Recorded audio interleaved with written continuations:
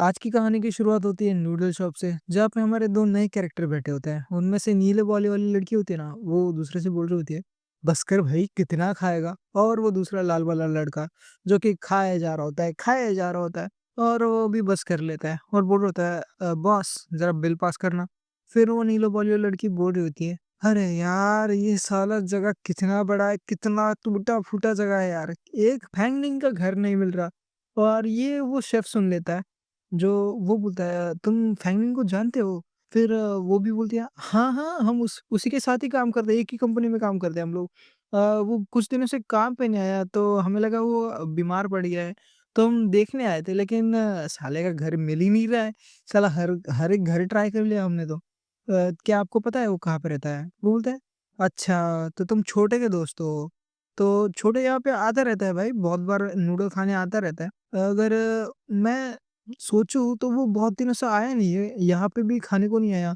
लगता है कुछ सीरियस प्रॉब्लम है, तो तुम्हें उसे देखने जाना चाहिए। फिर वो दोनों भी उसको थैंक यू बोल के जा रहे होते हैं।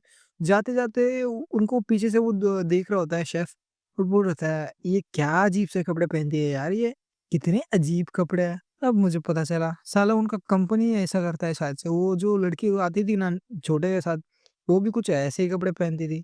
और मैं छोटे इसलिए इसको कह रहा हूँ क्योंकि ये ज़्याओ बोल रहा है उसको, यानी कि छोटा बच्चा या फिर ऐसा छोटा एड्रेस करने के लिए चाइनीज़ में। तो फिर वो बोल रहे थे, वो जो लड़की है ना, यार क्या कंपनी है यार, कुछ भी पहनते रहते हैं लोग। फिर हमें दिखाया जा रहा होता है अपने मेन कैरेक्टर के बिल्डिंग का सीन, जहाँ पे वाइफ़ू वो मेन कैरेक्टर को उठाने का ट्राई कर रही होती है। उसके धड़कन भी सुन रही होती है, अरे यार ये अभी तक उठा क्यों नहीं, ऐसा वगैरह बोल रही होती है। फिर कुछ तो अजीब होता है, वो वाइफ़ू बोल रही होती है, ये अभी तक उठा क्यों नहीं? और वो उठ गया। फिर अपना मेन कैरेक्टर भी थोड़ा होश में आता है और जब होश में आता है तो अचानक से उठने के कारण वो पूरा वैसा बलून्स में ऐसा चिपक जाता है। फिर जो वाइफ़ू होती है वो भी उसको गले लगा लेती है और बोल रही थी, उठ गए भाई, तुम फाइनली उठ गए। लेकिन अपने मेन कैरेक्टर को छोड़ मुझे, मैं मर जाऊँगा भाई, अरे मेरे फेफड़े दुख जाएँगे।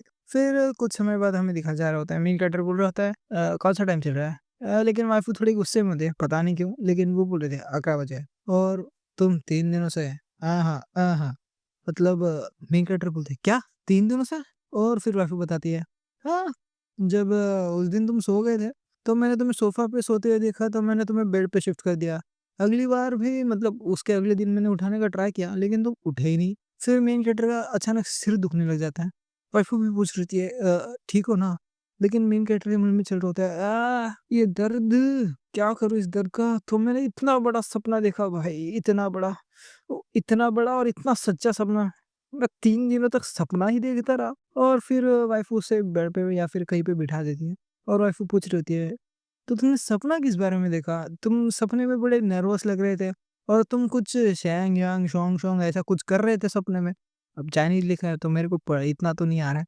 फिर मेन कैरेक्टर भी सोचता है, सही कहा, शेंगयुन फाउंडेशन, वो जो ह्यानयुन प्राइमरी स्कूल है, जो हमें दिखाया गया था पिछले एपिसोड्स में, वो और इसका जो ऑर्फनेज है वो उसका प्रिंसिपल, ये सारे सब उस ऑर्गेनाइज़ेशन में मिले हुए थे, उनसे ही फंडिंग आ रही थी। मुझे पता कैसे नहीं चला?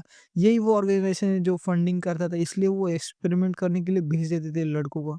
यानी कि इसका जो ऑर्फनेज के लड़के थे बहुत सारे, उनको मार के एक्सपेरिमेंट करने के लिए और वही चैंगमिंग दा वाले ऑर्गेनाइज़ेशन में भेज दिया जाता। उस ऑर्गेनाइज़ेशन का नाम शैंगयुआन है, तो हमें अब रिवील हो रहा है। और फिर वो बोल रहा था ऑफिसर ज़्यानजुंग, ये अपने ऑफिसर ज़ांग का छोटा भाई है, ज़्यानजुंग। और फिर बाहर अपना मेन कैरेक्टर बोलता है, अब टाइम आ चुका है ऑफिसर ज़ैंग को कॉन्टैक्ट करने का। और फिर वो उसको कॉल लगाता है। मेन कैरेक्टर बोलता है, हेलो, ऑफिसर ज़ैंग बात कर रहे हैं?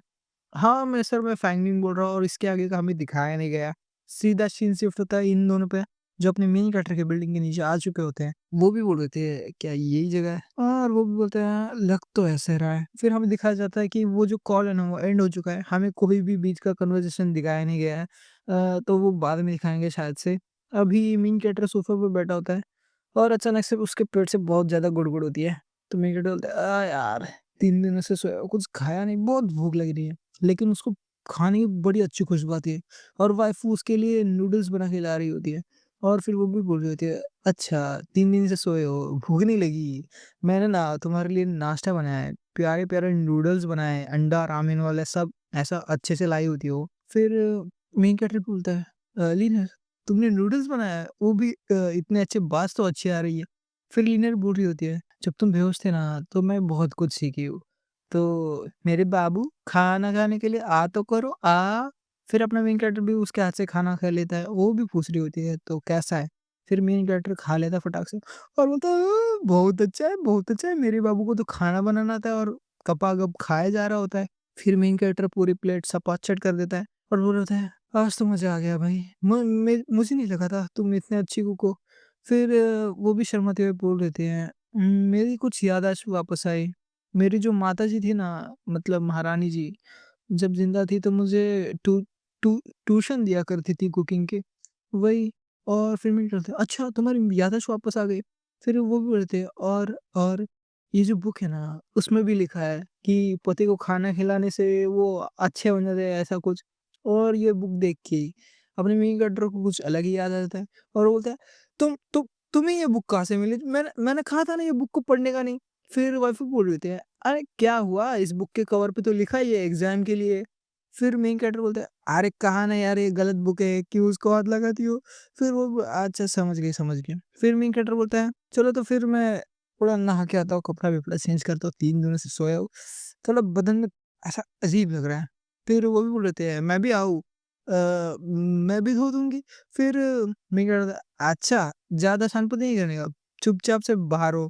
फिर वो भी बोल रही थी, मतलब गुस्सा हो जाती है और बोल रही होती है, "बस ये इत्तू सा डोर, इतनी बड़ी भूतनी और ये मुझे रोकेगा?" और फिर हमें दिखाया जा रहा होता है मेन कैरेक्टर का सीन, जो कि अपने कपड़े निकाल रहा होता है और बोल रहा था, "मैंने तो वो बुक हटा दी थी, घर में तो नहीं थी, छुपाई थी अच्छे से, उसे कहाँ से मिल गई? साला वो तो उसकी दिमाग खराब कर रही है वो बुक।" फिर वो नहा रहा होता है और नहाते-नहाते बोल रहा होता है, "सद्दी बिल्ली दी बिल्ली की करेंगी?" ऐसा कर रहा होता है और बोल रहा होता है, "ये यॉन सॉन्ग फाउंडेशन कुछ याद क्यों नहीं आ रहा, याद क्यों नहीं आ रहा? सारे गाने याद आ रहे।" मतलब नहीं आ रहे उसको, मैं ऐसे ही ऐड करके बोल रहा हूँ। वैसे वो बोल रहा था, एक कौन था उसके पीछे याद क्यों नहीं आ रहा, मतलब उसको पता था शायद से और फ़ोर्स, लेकिन जो भी हो, उसने अटैक करने की कोशिश की है मुझ पे और मेरी बीवी पे, तो उसको चुकता तो करना पड़ेगा। सालों का खेल ही खत्म करना है मेरे को। फिर वो जब अपने बाल-बिल पोंछ रहा होता है, फिर अचानक से वाइफ़ अपीयर हो जाती है, मतलब वो डोर के आर-पार तो जा सकती है, भूत ही है। फिर वो भी बोल देती है, "हस्बैंड देखो मैं आ गई।" और अपना हस्बैंड यानी कि अपना वाइफ़ू, मतलब वाइफ़ू बोल रहा हूँ यार, मेन कैरेक्टर वो तो नंगा होता है और फिर मेन कैरेक्टर चिल्लाने लग जाता है। फिर वाइफ़ू बोल रहे थे, मतलब वो कुछ नहीं बोल रही होती लेकिन अपना मेन कैरेक्टर बड़ा हक्का-बक्का हो जाता है। फिर वाइफ़ू करीब आती है, मेन कैरेक्टर को गले से लगा लेती है, उसको बोलती है अपनी आँखें बंद करो, आँखें बंद करती है, लेकिन कुछ नहीं होता। वाइफ़ू हमें पिछला सीन दिखाया जा रहा होता है, जहाँ पे वाइफ़ू उसकी प्रिंसेस वाले रूप में है और कोई तो उससे दरवाजे से बाहर जा रहा है और अपनी वाइफ़ू जो कि आग में लपटों में है, वो भी रो रही होती है। फिर मेन कैरेक्टर प्रेज़ेंट सीन में आता है और वो बोल रहा था, "अच्छा, तो तुम ये दिखाना चाहती थी मुझे, अपनी 10,000 साल वाली पुरानी मेमोरी, तो पहले बोल देती, ये सब करने की क्या ज़रूरत थी?"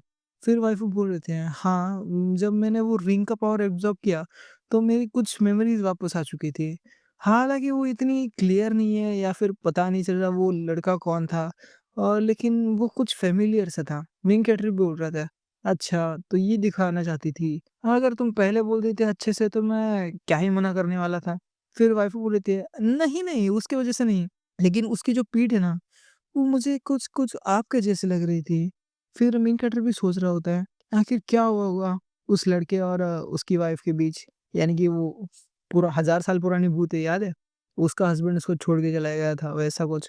तो मेन कैरेक्टर बोल रहा होता है, आखिर क्यों उसने मतलब क्यों छोड़ा उसको आग में ऐसा वगैरह वो सोच रहा होता है। और वो जो वो उस बंदे की पीठ है, वो मुझे देखे-देखे क्यों लग रही है? फिर बेल बजती है टिंग-टोंग। वाइफ़ भी बोल रहे थे कोई तो डोर पे आया है। जो फिर अपना मेन कैरेक्टर वो दरवाज़ा खोलने के लिए जाता है। दरवाज़ा खुलता है तो बाहर खड़े थे ये दोनों चोमू लोग जो हमें एपिसोड के स्टार्टिंग में दिखाए गए हैं। अगर आपको आगे की कहानी जाननी है तो वीडियो को लाइक करना ना भूलिएगा, चैनल को सब्सक्राइब करना ना भूलिएगा।